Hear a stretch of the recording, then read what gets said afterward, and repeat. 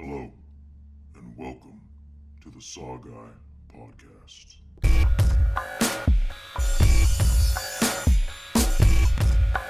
Like scary movies. What's your favorite scary movie? Here's Johnny. We'll tear your soul apart. The boogeyman is real, and you found him. Game over, man. Game over. What do you want? I want to hear you scream. From the front time, bitch! Welcome to the SaWGuy podcast. As always, I'm the SaWGuy, bringing you episode 14 on the Wishmaster. Some of you may have seen this film, some of you may have not. But the funny thing is, there's actually 4 movies of this. The first 2 were really good, and I'll give it that, because you had the same actor playing the Jinn, or the Wishmaster, right? Part 3 and 4, I believe they were made for sci-fi, and I'm going to talk a little bit about them, not a whole lot, because I need to save those 2 for another episode for about, like, bad sequels and sequels you should or may not want to see, but we'll get down to the road on that. But anyways, this episode's all about the Wishmaster. And if you've never seen the Wishmaster is a damn good story. And it's a damn good movie. The first one, at least. You know, the second one, yeah. Oh, yeah. It's still okay. Pretty decent.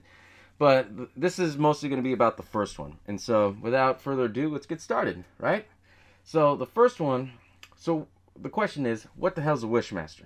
Well, the Wishmaster, he's basically an evil genie, like a demon genie. And it's based off the Persian mythology of the Jinn, which is a real thing. I wanted to do this episode because I'm Middle Eastern, and I've always loved the Persian mythology of all that crazy shit with it. And when I was a kid, they would always tell stories about the Jinn and everything. So I knew about the Jinn before this whole movie came out. And then basically when they made a movie, you know, when you're a kid in the early days, you're just basically like, holy shit, that's real, you know? Yeah, I know. But anyways, the movie Wishmaster, what makes it so special and still holds up is the fact that it was Robert Kurtzman, who does this little show called The Walking Dead. I don't know if you've all ever heard of it. But anyways, this was his first movie. It really showed his chops and what he can offer, right? He was mostly doing makeup and things like that, but then he came up with this idea to do the Wishmaster and this whole story about evil genie, which is pretty cool and a little twisted in a way. And so the whole movie is basically, it opens up with Angus Scrimm, who's basically the tall guy from the Phantasm series, and they do a little narration about who's the Jinn, what is the Jinn, how does it operate, things like that. And it goes into like the old Persian Empire and everything like that. And they show basically how evil he is because the king the Jinn feeds off the corruptions of people. That's basically what the whole thing is with the Jinn. It feeds off the corruptions and basically takes your soul to make it more powerful. And so in the beginning, the king had basically said, show me wonders. So it basically went off all the old school mythologies of people's skeletons walking away from their skin, people turning to lizards. That may not seem scary now, but if you're Middle Eastern and you've been raised on all that crazy shit and things like that, yeah, that's some pretty scary shit. And it's kind of cool how they actually put a wink out there to it. But anyways, the whole story goes is that the Jinn gets defeated or locked away in a jewel because there's a god or a wizard. His name's Ahura Mazda, which is real, actually. They play off of that. And he was a fire god. So what he basically did was built this jewel, and he said, the Persian words in Farsi to go into the jewel. I'm trying to remember what they were. Nith Shugarath Bahim. And that basically means get in the jewel in Farsi. And that was basically the whole beginning. And then it flashes forward into 1,000 years.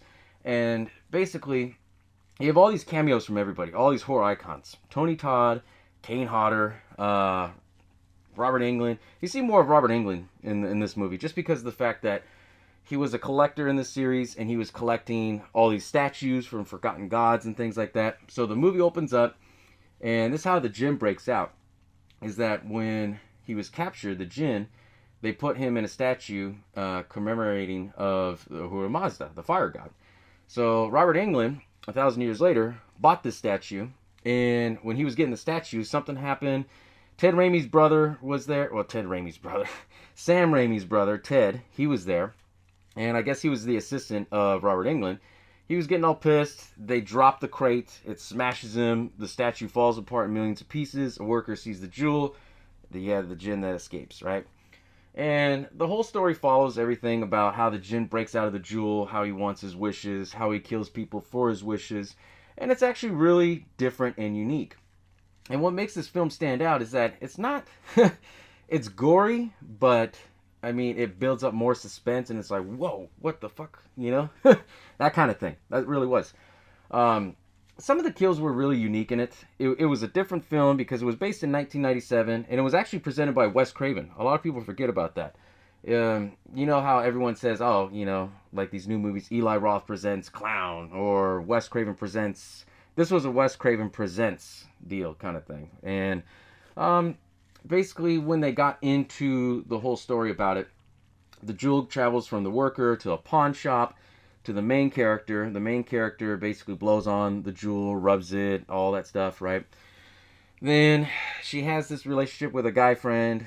They're not together. He wants her. She don't want him. But she asks him the favor to double check the jewel because something's not right. The jewel breaks up and blows up on him. And then you have the djinn come out. But he comes out as a little tiny person. And which was cool... Because when he comes out as a tiny person, a lot of people don't know this, but it's actually Vern Troyer. Who is he? He was Mini-Me in Austin Powers, which is pretty cool because that was his first gig that he did. And yeah, so the whole story goes that this guy dies because he says he doesn't want to feel the pain anymore. And the Wishmaster twists up people's words because the djinns, they have rules to follow. They can't, you know, do what they aren't supposed to do unless someone says, oh, I like to see this. I like to see that. Is that your wish? Yes. Done. You know? And so, the Wishmaster, or the djinn, he basically, you know, gets his soul, kills him, whatever, you know, ends his pain. Then he basically dresses up in bum clothes. He sees a bum who doesn't like this pharmacist who keeps fucking with him. And he basically wishes that this guy dies. He takes care of him, kills him. And the djinn, he basically goes to this medical facility for school or whatever, starts skinning parts of different people from cadavers, puts it on his skin so he can turn into a human, which is the human that you see on my teasers on Facebook and Twitter. I know a lot of people are like, who the fuck is that? That's not Wishmaster. that's him in human form when he's in disguise, because they can transform and shit, you know? And basically the kid that walked in on it, he basically said he didn't want to see it, sewed his eyes. From there on, he went to go and get a new suit. So he gets a suit, and this chick is trying to kind of flirt with him, and he basically mixes up her words and says, oh, if you want to be beautiful forever, just say it. She says it, and then he's like, okay, done. Turns into a mannequin, has her soul. And while this is all going on, while he's taking souls and killing people, the main character, Alexandria, she sees everything that's going on. It's like flashback. And at the same time, she's seeing the flashback, she's also trying to figure out, okay, what the fuck is a djinn? So she goes to Robert Englund. You see more of Robert Englund. He explains about the forgotten gods and who the djinn was. And then basically leads her to this other lady that knows more about Persian mythology. And little by little, the djinn kind of follows her and stalks her. And basically, not eliminates, but gets to people that know her little by little. Until towards the end, when she basically meets them face to face. And, my favorite line from that movie is where she basically says, okay, well, if you're a genie, I want you to kill your fucking brains, or blow your brains out, kill yourself, right? He's like, okay, I'll give you this one for free. He does it, then he basically tells her the rules of the djinn, how they have to follow it. Which was really crazy, because it really falls down to the old school mythology and how it was told, you know? And so she basically wasted 2 wishes, wanted to know who he is. So she basically is transformed into the jewel and everything. She sees his whole hell and all that, and he tells her what he is and things like that. And so the whole story goes is that she tries to escape, then says, okay, I'm back. I wish I was back in my apartment. 2 wishes down, and then it leads to this big climax where Robert Englund's throwing this party, and it was supposed to be a party for his actual statue that was destroyed and got the djinn free, right? So she's running, and they have a lot of little winks, you know. Basically, her car stopped. He breaks the window and says, going my way. If you're not a Twilight fan, or not Twilight, what the hell I say? I meant Twilight Zone, right? Stupid movie. Twilight Zone had an episode on that, and it was basically a wink. This whole movie was a wink to the horror community, which was really crazy and cool. That's why I think it still holds up to this day. But anyways, the whole story goes, she goes to the party, she meets up with Tony Todd. Tony Todd, he basically is like the doorman. He prevents the jinn from coming through. Then basically he puts him in like a Harry Houdini trap with the straitjacket and the water. He's already in there talking to Robert Englund, and he's talking about how he wishes he had a party that everybody will remember. And then everybody basically goes through, all the Wishmaster's bullshit, The piano comes alive and wraps around Robert Kurtzman and rips his head off. Or somebody turns into glass and then they blast in shards. All the statues come alive, and they basically try to force the main character, Alexandria, to make her last wish. And this is the only thing that kills the film. And if you've seen this film, you're gonna say the same shit. So I want to know your guys' opinions and thoughts. Put it in the comments below. Let me know, because this is what killed the film for me for a long time. She basically read all the notes of when the accident happened and things like that. And her final wish was, I wish that worker wasn't drunk on this day. And he had to give her wish. And when he gave her wish, basically that wished him away to go back in time, to go back into the jewel, and nothing had ever happened, and everybody lives a perfect life. And she's the only one that remembers everything because that was her wish, And that's how the film ends. Overall, it was a good film. It's a great film because of, you have a lot of horror genre things into it. And it basically has a lot of winks to it. And I love the fact that it had the Twilight Zone winks. You had all the horror cameos from everybody. I didn't even get into the fact of Kane Hodder, how he was in it. Kane Hodder was a security guard. And basically the djinn was like, okay, I need to see this guy. I want to find out where Alexandria lives. He's like, well, I don't give a shit about you. Get the fuck out of here, And he was like, no, I have to get in. And then Kane Hodder basically hung himself where he's like, oh, I'd love to see you go through me. And I wish that would happen, or something like that, So the djinn turns around and basically molds him into the glass, walks through the glass, it breaks into shards, and Kane Hodder dies. I mean, you don't see too many films where it has a lot of, horror icon characters in it. I mean, at that time you didn't in 1997 because of, in the 90s, you had a lot of, that was the down years, like the mid to late 90s, that was the down years of horror. There wasn't too many good horror films. It was just the random one and dones and shit. But this film was really good because it had a lot of different things to it. Robert Kurtzman, he did a damn good job. Not only of directing, telling the story, but he also did the makeup. And he basically went uncredited for the makeup and all that because he's a big makeup artist himself, And I don't blame him. That's pretty cool. He didn't want to give all the glory to himself, so he gave it around. Okay, I see that.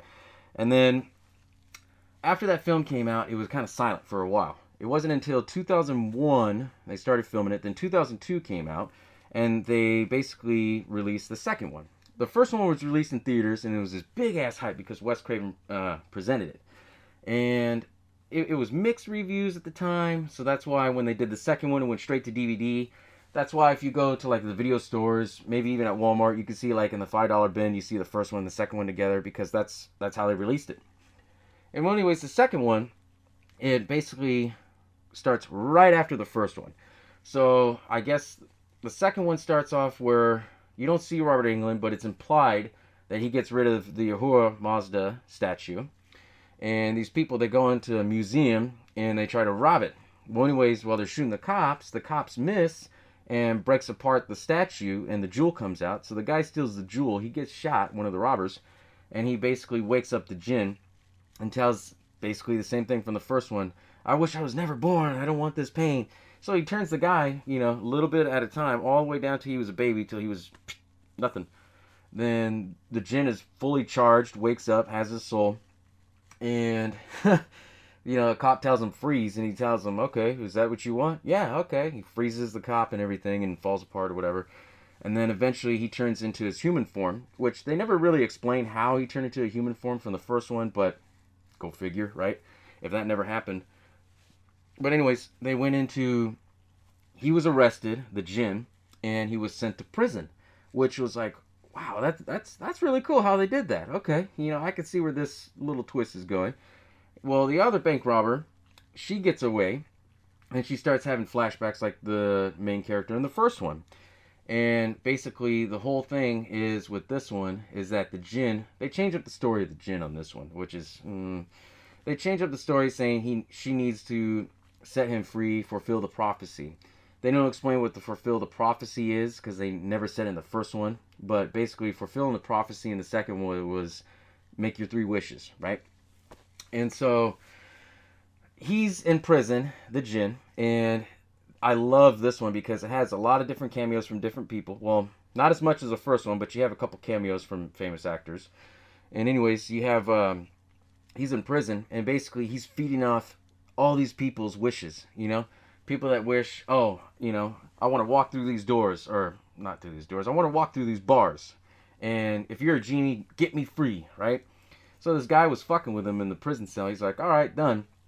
And this is one of the best scenes in the movie. He basically grabs the guy, well, uses his powers, pushes the guy to the bar, and forces the guy to break all of his bones and push right through the jail cell. I was like, what the hell? I mean, brutal as shit, but oh man, I'm a gore guy, and that was a damn good scene. And anyways, well, that's going on. Then basically she starts freaking out, the chick who robbed the museum and everything. So she goes to an old friend who ends up being a pastor. And this, to me, it kind of watered it down. I really didn't like how they did this, but they tied a little bit of religion into it, saying he was a demon and this and that, and you know, that whole thing, and you gotta believe in God and do all that. And so, well, that's going on her side. She's learning about religion, changing her ways and all that. The Jinn's still inside prison, and he's basically feeding off everybody. He befriends this Russian guy, and this Russian guy goes, hey, I believe you, you know? And basically, he starts feeding the people who wants wishes. And all these wishes that he's granting, you know, the Jinn, he basically tells the Russian guy that he's friends with, hey, I need these people to keep making wishes because I need 1,000 souls to be free. Which is weird, because they never did that in the first film, saying he needed 1,000 souls, but go figure, right? So he gets up enough souls, and there's another big guy in the prison who's fucking with him, and basically says, okay, this is my turf. What the fuck are you doing? I want my cut, right? So he basically takes care of that guy, and the main guard that's in this movie, he's he's what's his name? I don't know the actor's name, but he played Debo in Friday, and he was a real wrestler. He played in that movie No Holds Bar, Zeus, the wrestler, you know, or Debo from Friday. Well, anyways, he's the main prison guard, and I thought it was just badass because he basically was just going toe-to-toe with him all the time. You're always fucking in my yard, blah, blah, blah, blah, you know, all that shit. And basically, the Jinn gets away from prison with the Russian guy because the guard basically says, I wish I could dance with you Compton style for 3 minutes. So basically, he gives him his wish, puts him in a cell, both of them, and he's in his true form. Kills Debo, takes his skin, and turns into Debo, and basically him and the Russian guy break out. And, you know, the Russian guy, he doesn't ask for a wish, or I think he asked for 1 or 2 or whatever, but it wasn't until this scene, and when the boss comes, because he's part of a Russian mafia, and says, I don't like this motherfucking boss, he's a dick, and he was like, okay, well, let's see if we can fuck with him, and that way I can take his spot in the mob, and basically wish the guy to become the main enemy, and it just, yeah, it was a little weird with that. And so, while that's going on, basically, the pastor, the robber's friend, you know, the chick, I forgot her name. It's not Alexandria. Alexandria was the first one. But anyways, the whole story goes is that they're trying to learn about religion, who the Jinn is, and then they're trying to figure out why the hell he's fucking with them. And he basically, the Jinn says, I'll come when I'm ready for you. So, whole story goes, the Jinn breaks free, he gets what he wants, he's not satisfied, and so he says, I need more souls. So the Russian guy says, why don't you buy a casino? So this is pretty cool. You know, he goes to a jail cell, then he goes to Vegas and has his own casino. So the story was kind of all over the place. And in the second one, basically, he was feeding off everybody's souls. And the chick and her friend, the pastor friend, they go and they finally see the Jinn, and they finally confront him. Basically, he tortures her friend that she starts to build a relationship with again, you know. And she starts finally asking for her wishes because she finally understood, okay, this is how the Jinn works. He feeds off the corruptions of things. And everyone's making their wish. And I thought another good scene in this movie was, I forgot the actor, but I know he's a well-known actor. I wish this nightmare be over. And then basically shuts down all the doors from the casino. Then you see the roulette wheels turning all crazy and shit and everything. Cutting up people. The balls are going out, killing people. I don't know if Robert Kurtzman did any of the makeup on the second one, or if he had anything to do with it, but the second one was good. Yeah, I mean, it had a lot better death scenes than the first one. So the whole story goes that she basically wishes the guy who made that wish, she wanted to see how his life was, his family. She sees his family and everything, and then she basically reads the same thing from the Jewel, Niv, Sugaroth Bahim, basically the same thing from the first film that says, okay, get in the Jewel, and that's how they defeat the Jinn. End of part 2. I know the first 2 I got really detailed, but I'm going to tell you right now, those 2 were the best. It was the same actor that played the Jinn in the first one and the second one, Andrew Divoff. When they got to the third one I think came out in 2005, 2006. That one was whole stupid. It was a different actor, lower budget, way off lower budget. And he was a professor, or played a professor, that was helping kids, and basically he was feeding off the kids' wishes of like wanting to do good in school, be successful, right? And I don't know how the whole story went. I've probably seen it once or twice, but I was just like, what the hell? They completely butchered it, right? So that's part 3. I said I wasn't going to get too detailed on 3 or 4. If you guys seen 3 or 4 and liked it or hate it, let me know in the comments below, because those 2 weren't my cup of tea. That's not the Jinn I remember, right? Part 4 was even dumber. And it's dumb to me because they basically try to humanize the Jinn and basically like say he has to fall in love. He has to find a bride. And once he marries that bride, it opens the portal. So every one, they changed the story. You know, they basically said, okay, well, first you need to have the main person who releases you get their 3 wishes and you're free.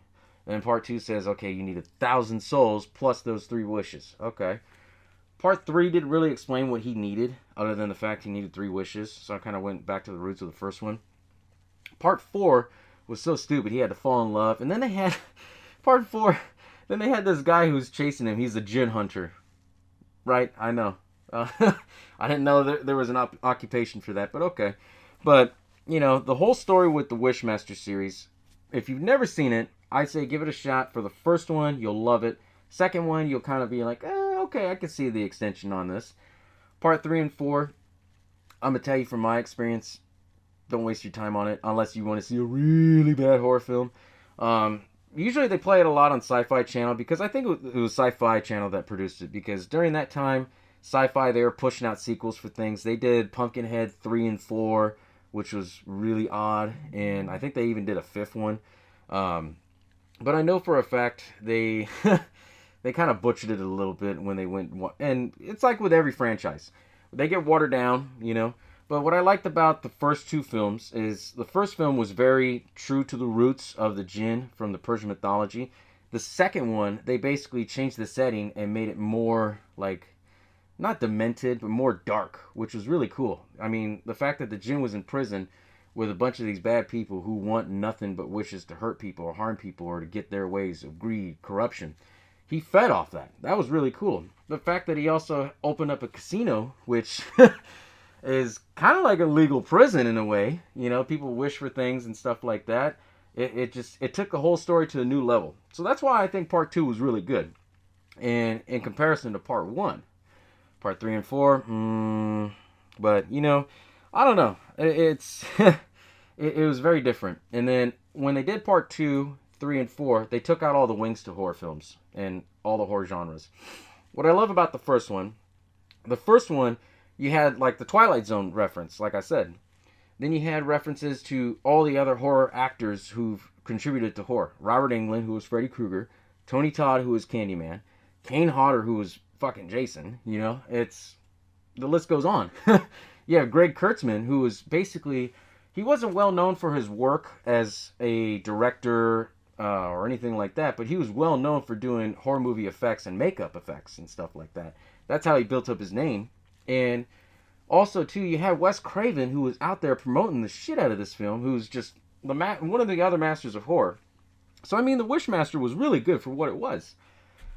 And the second one, the second one, they obviously they had no returning actors other than the main guy, Andrew Divoff, who played the Djinn, and he's just a great actor for what he was. The fact I was looking up and doing my research and all my notes and shit, and basically the fact when he got the deeper voice when he tried to go into the Djinn voice, it was actually his own voice. He knows how to like monotone his voice to be like, as you wish, give me your 3 wishes, that kind of thing. And it was pretty cool. Like, I thought, okay, maybe they did voice boxed over or whatever, but no, they actually, that was his real voice. That tripped me out, And like I said, me being Middle Eastern, knowing about the whole Djinn and the whole mythology and mystique behind it, this film really played into it. And the film was released, the first one was 1997, so now we're in, 2018? So 21 years ago. That's when this film had first came out. And after, I want to say around 2003, 2004, when the second one had just came out, then they kind of started considering him as like a horror icon, which was pretty cool and great, by the way, because it's he was different. He really was. The Djinn, he was a one and done kind of guy. He was on his own, and they never really said his motivation was. He basically wanted to bring hell on Earth. That was his only motivation. Later on in the stories, he wanted to bring other Djinns, and they never explained the whole series of that. But I don't know. It's different. It's unique. And there's also rumors going around, and the rumor is they want to remake this film. Surprise, right? They want to remake this film, but I don't think they can ever remake it like with Robert Kurtzman's ideas and the way how he did it. It was the 90s. It was great for what it was. That's like someone trying to remake Scream. I mean, Scream 4 was great because it was a sequel. It tied everything in. But if you try to remake something and catch lightning in a bottle twice, that's... I don't know. But let me know what you guys think about the Djinn. Do you like the Djinn? Was the Wishmaster one of your favorites? Was it one of those ones that you forgot about? Because the whole series gets shuffled in. Everybody remembers the first one. Everybody that I've talked to, they know about the second one. Everyone that I've said, okay, hey, have you seen the whole series, 3 and 4, and heard about the remake rumors? Everyone's like, what the fuck? There's actually a 3 and 4? Yeah, there's a 3 and 4. I want to say it was last year, March of 2017, actually, March 2017. I think it was Screen Factory or one of these other companies. They did a special Blu-ray because the movie had never been released on Blu-ray. They did a Blu-ray release of all 4 films, and I almost got it because the cover art was badass. I love the first one, I love the second one, but it includes all 4 films, and I'm just like, $10 a film. I would love to pay $20 for the first 2, right off the bat on Blu-ray, but for 30 and 4, it's that's kind of a hard sell for me. That really is. I know you guys are probably thinking, what the fuck, that's not right, you're bashing it. I'm not bashing it. I'm giving you my opinion on it. If you guys love it, don't let me ruin the series for you for part 3 or part 4. But when I saw part 3 and part 4, it wasn't as, to me, it didn't stick out with me. It wasn't my cup of tea, Not to bash or anything, but I love the first 2. I was very brief on 3 and 4 for y'all because I'm going to save it later on because I had couple ideas on some different episodes, and one of them is, sequels you should or shouldn't see. I'm thinking about that. So we'll see. But my next episode is just going to be just as entertaining. I don't want to spoil it too much, but has to involve with, don't want to give it away. I'm trying to think of how I can throw the hint out to you guys, right? Let's just say it's a great collection. Wink, wink, right? But thanks for tuning in for this episode on the Wishmaster. Hope you all enjoyed it. I'm anxious to hear your guys' thoughts. See if you remember the Djinn. See if you remember the whole Wishmaster series. What you love about it, what you hate about it. If you love the 3rd and 4th one, if you hated the 3rd and 4th one, let me know. I mean, I'm always on here. I'm a one-man show. All your messages, comments go straight to me, the SaWGuy, the one and only, right? But thank you all for tuning in. I'll catch you on episode 15 next time, all right? Bow down to the